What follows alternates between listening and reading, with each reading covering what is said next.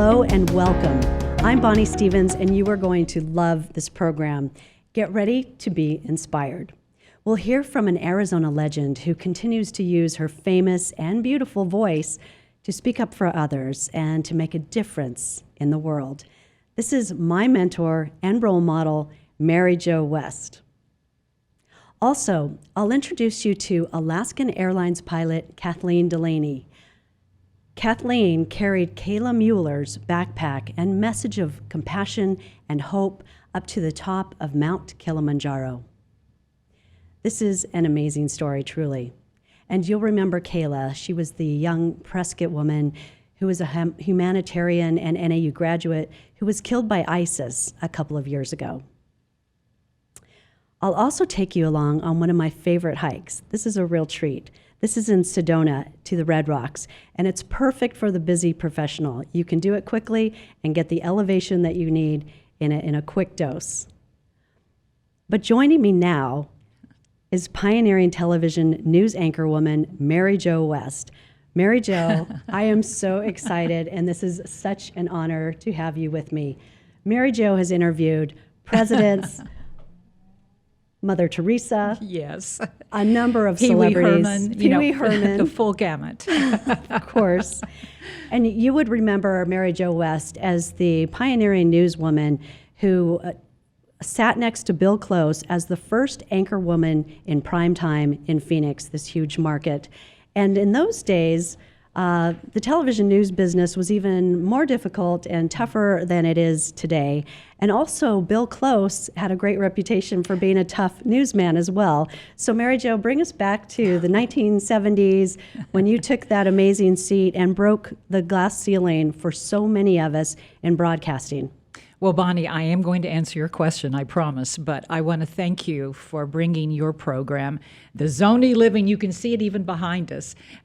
That's going to inspire thousands. It really is. But as you can see from the ad that was up on the screen, it was a very, very scary time for women because we were allowed to do the grocery store stories and the baby stories, but we were not allowed to do those hard-hitting, meaningful issues stories. Not that baby stories aren't important, believe me.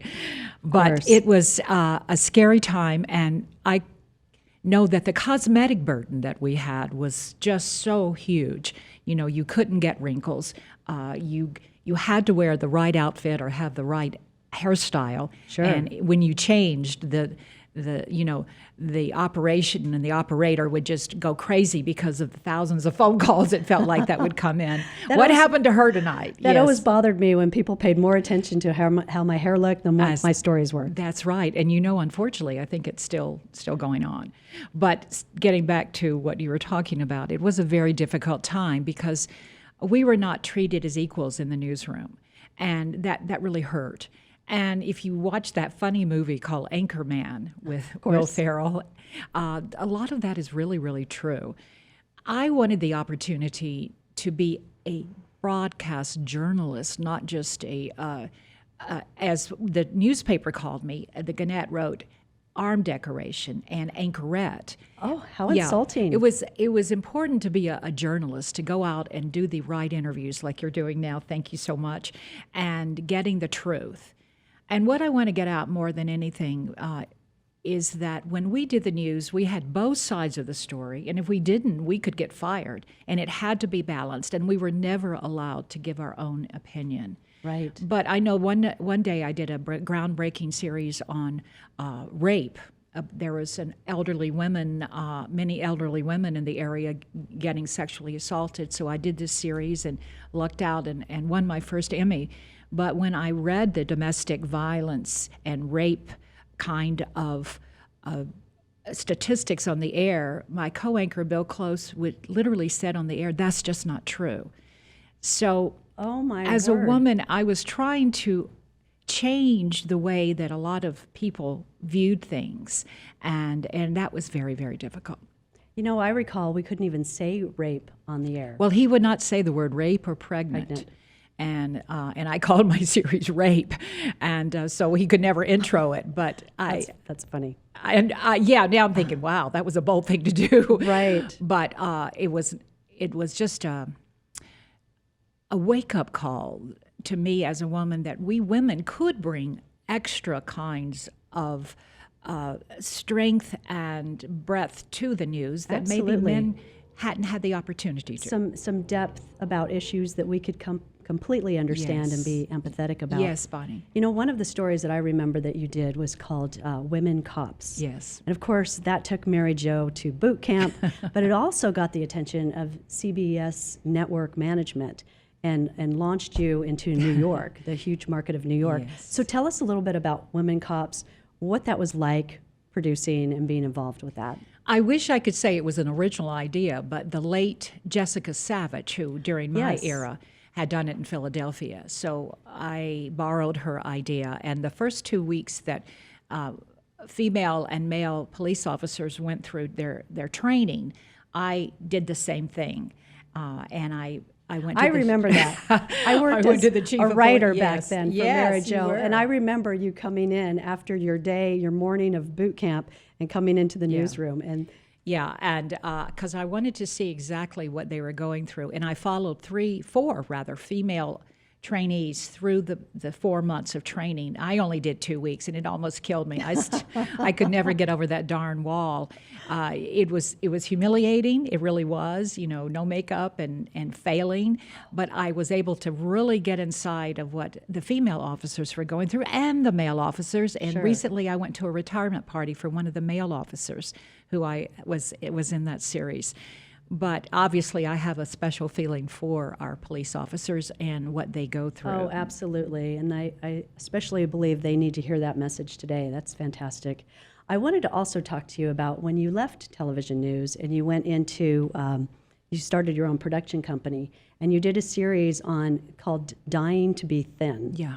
This was the topic of anorexia, and back in those days, I believe that was one of the first times that anybody brought attention and shined the light on this mental illness that was really devastating, and it was happening to a lot of my girlfriends. Absolutely. And today I understand that young boys, teenage boys, are now, this is a condition that's prevalent among them as well. So it hasn't gone away. So tell us about that. It hasn't gone away, and I think it could be worse. And the addiction of not being able to eat is one of the toughest, we realize in talking to the medical doctors, one of the toughest to quote, cure. I don't know if you could ever cure it.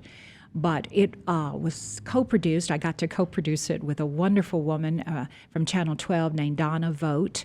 And she and I did this half-hour special, and I will never forget it. In fact, we even interviewed a track runner from Brophy College Prep who was male. And that was the first time I think anyone showed what Sure. you just talked about, that even men have, eating disorders. And he died. And his parents, I will never, ever forget, and I'm always so grateful to them for going on camera and talking about his death. But as you know, women and men are still, and boys and girls are still dying from this. So that cosmetic burden of looking the best you can is still out there. But it was groundbreaking, and I salute Donna, my co-producer, for bringing up this subject. Yeah, brave topic. Yes. Brave reporting. I also wanted to talk about one of the most compelling stories that happened in Phoenix back on May 28th, I believe, of 1982.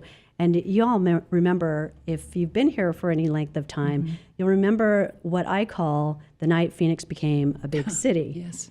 And that was the night that Bill Close and our teleprompter operator, Louis Villa, they were both held at gunpoint for 4.5 hours in the studio while we were doing the news. So Mary Jo, for me, that was probably the most intense 4.5 hours I've ever had in my whole life. But for Mary Jo, she had to remain professional, calm and cool, deliver the news, and act like nothing was happening. It was just a regular business day, because that's what they asked her to do. So Mary Jo, take us back to that time.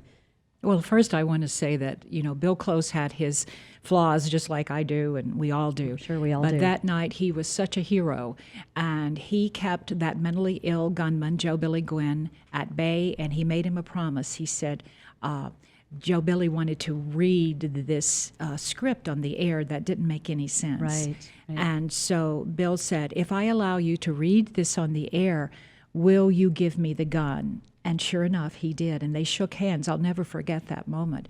But that's where the acting training that I had, for those of you listening to this You may want to say, well, what should I do to ever get in this business? Absolutely. Well, for years I was a performer in music and acting, and that's where it came in, because I had to look at that camera, and pretend like nothing was going on, because my producers and in the control room said, pretend like nothing's going on.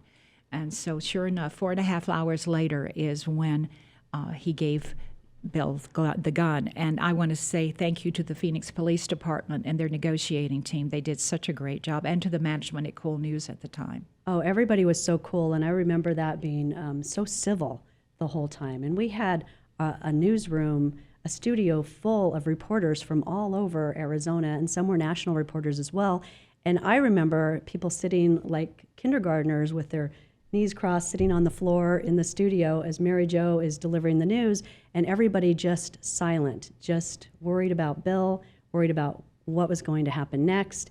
And Mary Jo is the true professional. And this was also during your series, as we just mentioned, Wow. Women and Cops. So you were already being put through the ringer that week. You have such a good memory. You're Well, doing that was a pretty great an job. intense time. But I had gotten up at 5 a.m. to run Heartbreak Hill, or try to run it. And that night, between breaks, I would dive under the set and lay down, because I kept throwing up during that whole night. And it wasn't because of the crisis. It was because of being sick from the heat of running up Heartbreak Hill. So a lot was going on. So I guess the point of that story is, if you become a reporter or an anchor, you can't let something like throwing up get in the way. But No excuses. But to Bill Close, he saved so many lives that night, because the other people were let go. And all that time I was anchoring, no one told me what was going on in the next studio. And so all of a sudden, I see the top reporters from the other TV stations come in and sit, as you said, in front of me. And I'm thinking, what's going on? And finally, I realized what was going on. That's just an incredible time. What I remember is we talked about this a couple of years ago in a story that we were doing together. And you said Bill allowed Joseph to be seen. And that's Joseph Billy Gwynn, who was the gunman. And you said he gave him his moment of fame, and that made him feel important. He kept calm, treated this mentally ill man with respect, and gained his trust. And you also said, I just praise Bill Close to this day. This was one of the greatest things he ever did. He saved people's lives. He was a hero. That's so true. And Bill is no longer with us. Bill died a few years ago.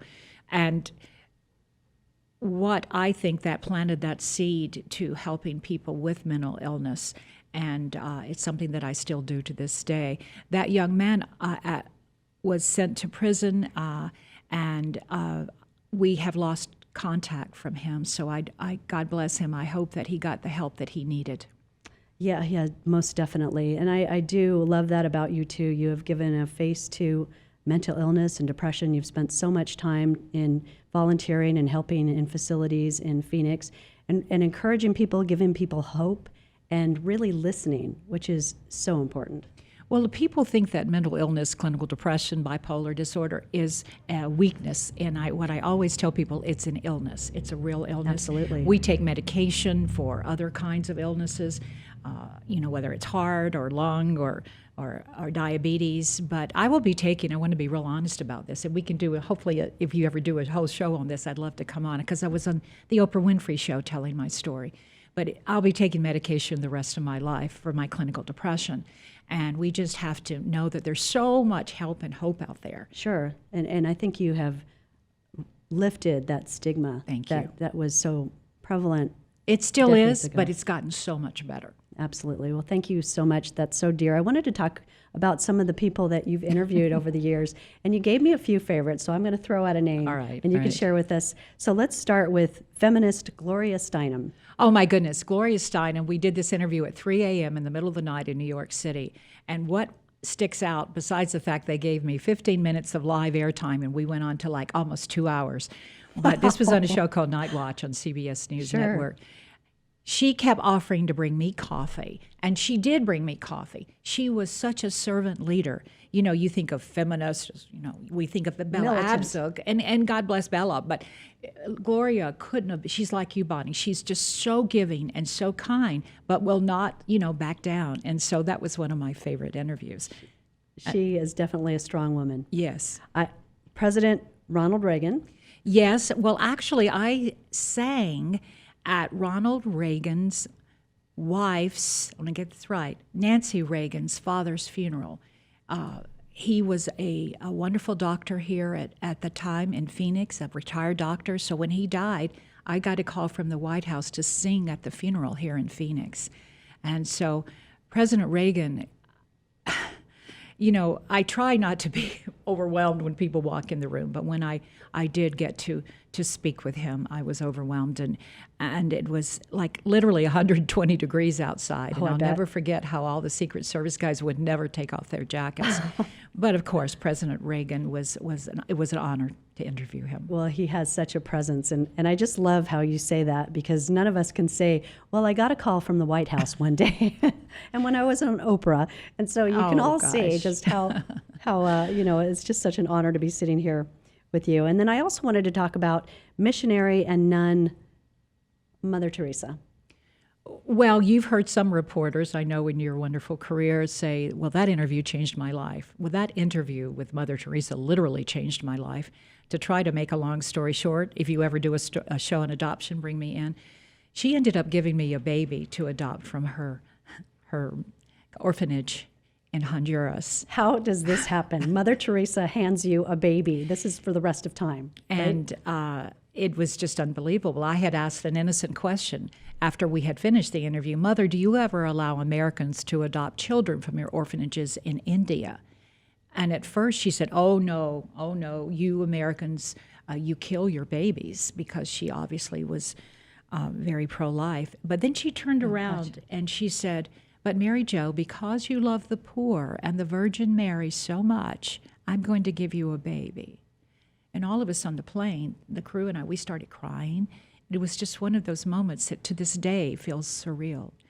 Well, Molly ended up with us. We got her out of Honduras at 10 months old, and now she's 33, and I'm a wonderful congratulations. grandmother of 3 precious grandchildren. And yes, she is the light of your life and your grandchildren. I know that for a fact. So I want to talk about, you are obviously a world traveler, but you have been spending a lot of time in Africa over the last couple of Just the last 5 years, yes, 5 for years. Africa, yes. And you're leaving again in Yes. January. So Yes. so share with us what's happening. It's important for those of you listening or watching to know that one person can plant that seed and make a difference. So I was invited to go to a remote village outside of Nairobi, not outside, 4 hours away, and we stumbled upon some orphans in a village called Gem, Gem, who had HIV/AIDS, and no one wanted them. They all lived in one house. They ate once a day. There was not one toy. There was nothing. They were in rags. And so they stole our hearts. And so I came back, and my little church in Chandler, I showed a video to my church, and we decided that the best thing that they needed was a well, because these children would go down these steep cliffs to drink this horrible feces-infested water. And so it took almost 4 years, because if you do something with a third world country, it's not in American time. And finally, the well was completed. We're so excited. Oh, congratulations. And now the kids just take their yellow jugs and walk just a few feet, and there's the well. That is huge. We're going to go back, and we're going to congratulate and hug everyone and come back and show our little church. We raised $20,000, and while that doesn't sound like a whole lot of money, to us it was life-changing for them. Absolutely. So we're going back, and they have a school that they meet where in a chicken shed. So now we're going to go back and try to help their school get better looking and functioning. So I'm just so honored that I got to make this trip. And again, it was teamwork with my church. And please forgive me, Global Hope Network International. Global Hope Network International is the name of the organization that I got to travel with. And they do this all over the world and help empower villages, not throw money at them, but empower them. They have to give back in certain ways. Wow, that's all I can say. And I know that so many women out there especially know how generous and giving you are, Mary Jo. And one of the quotes I remember is back when I was in college, I heard you say this, and I may not have it exactly right, but I heard you say, for someone who's trying to get into the news business, first, I'll try to talk you out of it, And then I'll help you any way I can. And I'm here to tell you that this is the most authentic, genuine woman. And tell me about that. I mean, tell me why you would talk us out of it. Because it's not what you think it is. Because so many would-be journalists think they're first going to make lots and lots of money. Oh, yeah. And second, they're going to meet all these celebrities. Well, when you start a career in broadcasting, you're probably going to be an editor or an assistant producer. That's what you were. A writer, sure. A writer, of course. Oh, your writing is amazing. Oh, thank you. And you're going to be making maybe minimum wage. I'm not sure. Oh boy, I think I was probably under minimum wage. Because you work so hard and your whole life is about news. You Yes. eat, sleep, and breathe news all the time because you don't want to get behind. There's so much pressure to stay on top of what's happening. Bonnie, you're right. There's no deadline in the news business. And especially now with social media taking over, things happen so fast. I would say, unless you're eternally curious, I would say to that would-be journalist, Sure. don't get in it. Don't get in it. You have to have, and I'll never forget this advice from a general manager, because I was crying because it's a long story, but things were changed, and I thought my life was over, and it wasn't. But you have to have a second skin. You have to have a tough skin, and you can't take things personally.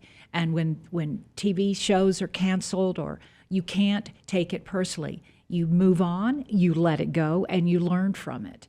And what else can I tell you? Read as much as you can. And to those of you coming along, and you're already probably digitally up to speed, but becoming digitally up to speed, learn how to run the camera, learn how to run the video camera if you want to go into broadcast news, learn how to write, and just read as much as you can, because you don't ever know what subject that you're going to be covering that day. As you remember, every day is diverse. One day you might be covering a dog, a contest of the most beautiful dog. Well, the next day you're covering racial riots. It's just this incredible spectrum of what you're going to be covering. Which makes it incredibly exciting. Yes, and it very is. high energy. So there's that element as well. But yes, you want to be at least somewhat prepared, even on a shallow level, so you're aware of these issues that are happening around us. And give each issue, I don't care if it is you don't like dogs and you've got to cover this dog show, you take that same enthusiasm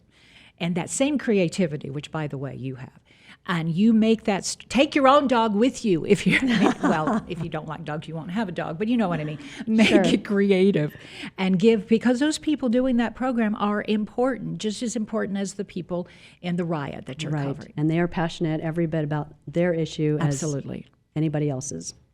So I wanted to take this moment to talk about the fact that Mary Jo West continues to mentor. She's still helping young people. And together we have started a scholarship, which I am over the top excited about.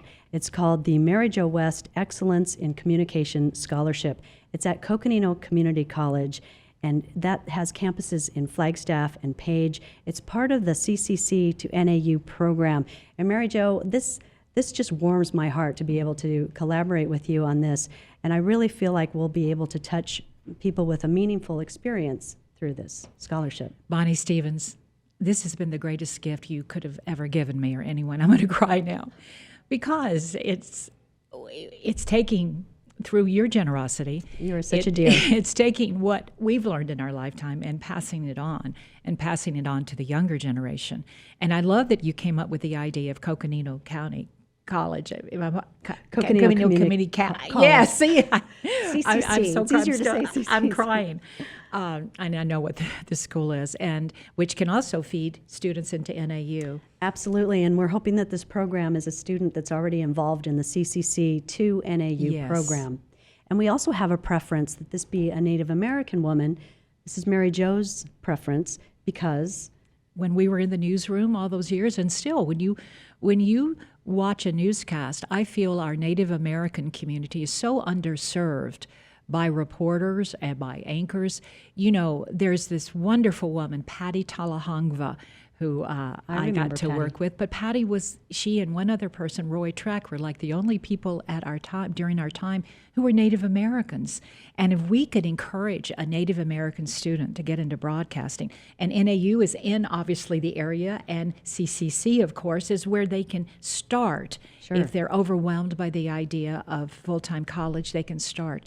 at CCC, which is what's so great about your idea. Really fantastic place to start. And I want to point out that this is financial assistance, of course, but even more than that, and I would have been crazy to get this scholarship when I was young, but this, even more than that, that's a mentoring opportunity and coaching with Mary Jo West and with me to help guide this student and help them through the rough times and navigate through college. Well, I was thinking usually you start a scholarship fund for someone who's died, and which is fine. Not my intention. But what I love about your idea is that we have this scholarship that we're giving away, but we can, as you just said, we can be there for that student, to be their mentor, to help them if they choose. And I just think that's so exciting. We're not going to force ourselves on these. No, we're not going to force. We're not going to show up their dorm and embarrass them. But yes, and so that's an even meatier part to the scholarship. Thank you, Bonnie. Oh, thank you. And this scholarship will take effect next fall in 2022. So if you want to find out more about that, you can go to flagstaffbusinessnews.com. You can also go to coconino.communitycollege.com. This is really such a great opportunity for a deserving student. And I want to thank you so much, Mary Jo, for being with me. This is so important to me. This is full circle for me from being a teenage girl, watching Mary Tyler Moore and watching her navigate the world of television news, and then having a real life mentor right here in Phoenix who has helped thousands of women and thousands of all kinds of people get to the next level in television news. Thank you so much for joining me. You are my eternal role model and mentor, and it means so much for me to have you here. Bonnie, you are such a pro. It's an honor to sit with you. Thank you so much. Mm-hmm. And now I want to tell you about another incredible world traveler. I recently caught up with Alaskan Airlines pilot Kathleen Delaney. Here she is climbing Mount Kilimanjaro in July. Now look closely, very closely at the backpack that she has, and you may be able to see this image hanging from the top zipper. You know this Arizonan. This is Kayla Mueller, a selfless and hugely courageous woman in her 20s who traveled to places where people were suffering. In this photo with her backpack, she's in Guatemala, bringing support and comfort to orphans. Kayla's parents, Marcia and Carl, live in Prescott, and you see them here in this next shot with Kathleen Delaney, who are absolute warriors in the fight against terrorism. They put Kayla's backpack and some of her personal items up for sale recently, and Kathleen, the pilot I was telling you about, right there in the shot, in preparation for her trip to Africa this summer, was looking for a sturdy backpack. And here's what she said about it. I was showing my mom my find, as I call it, the backpack. And I reached down into this big long bladder compartment because it can hold a 3-liter bladder, which I needed for Kilimanjaro. And I reached all the way in like this, and I felt something, and I pulled out the airline ticket, which had Kayla's name, the itinerary, which I was interested in. I said, oh, it's from Phoenix to Atlanta to Guatemala City on Delta. And she had gone to Guatemala back in 2009, I think right after graduating college. And I've since given that ticket back to Carl and Marcia. But that's when my mom said to me, oh, Kathleen, I know who that girl is. And I thought my mom was actually getting her confused with a friend of mine of the last name Mueller. And she told me who she was. And that's when I got goosebumps and felt that I was really meant to have this backpack. It was not just timing that I was here in Arizona, in Prescott, but that I was going on to Kilimanjaro, and it was meant to be. Kathleen carried Kayla's backpack and her message of hope to the top of Africa's highest mountain, Mount Kilimanjaro. Journalist Ray Newton of Prescott broke this incredible story for the November issue of the Quad Cities Business News. That's in Prescott. You'll want to read more about this amazing connection with Kathleen, Kayla, and the Muellers. If you live in the Prescott area, you can pick up a copy of the Quad Cities Business News, the November issue, or you can go online to quadcitiesbusinessnews.com. Now, if Mount Kilimanjaro sounds a little too daunting, or you don't have 8 days to go and make that trip, I have a very special hike for you that's much more accessible. So in Sedona, some of my favorite hikes, there's one that I'll tell you about that's in the West Sedona near Fay Canyon. This is Dome Mountain. And I'll tell you that Dome Mountain is one of the most fun hikes for me. You get elevation very quickly and you're rewarded with amazing views. So let me give you a listen to what it's like up there. Dome Mountain is an amazing trail, especially if you don't have a lot of time, because I've only been on the trail maybe 10 minutes, and this is the kind of elevation and views I already have. This is the top. This is what you're rewarded with. It's panoramic red rocks. And no joke, you can get up there and down back to your car at the trailhead in 45 minutes. So if you're driving anywhere near Sedona and you want to get some exercise and get out and be rewarded by these amazing views, you want to take Dome Mountain Trailhead, and that's in West Sedona near Fay Canyon. And finally today, I want to share a story about having a wedding in Oak Creek Canyon. Some friends of mine, Jackie and Caleb Richter, recently had a wedding in Oak Creek Canyon, and they had lots of wonderful guests. They also had an uninvited guest that I want to remind everybody, we do live in Arizona, and so about a 5-foot-long granddaddy rattlesnake was also at the reception. We had the park rangers join us. They escorted this snake right out to the edge of the park where it could go back to the wildlands. But just to remind you, beautiful ceremony. Congratulations, Jackie and Caleb. And let me leave you all with this glorious picture of Flagstaff's dark skies. Flagstaff just celebrated its 20th anniversary of being named the first international dark skies city. The Flagstaff Dark Skies Coalition started a global movement that took off in 2001 to build awareness, appreciation, and awe of the dark starry nights that are so important for human and wildlife health, scientific discovery, space exploration, and just for pure wonder and enjoyment that connects us all to the universe. Now there are more than 180 certified international dark sky places, including much of northern Arizona. So I want to thank my sponsors today for sponsoring Zonie Living, Business, Adventure, and Leadership. And those sponsors are Flagstaff Business News, Quad Cities Business News, Babbitt Ranches, Enriched Solar, BT Builders, Arizona Snowbowl, Arizona Nordic Village, Flagstaff Dark Skies Coalition, Zion Realty, Pilkington Advertising Design, and Fresh Focuses Photography. And thank you all for joining me on this first ever Zonie Living Business, Adventure, and Leadership.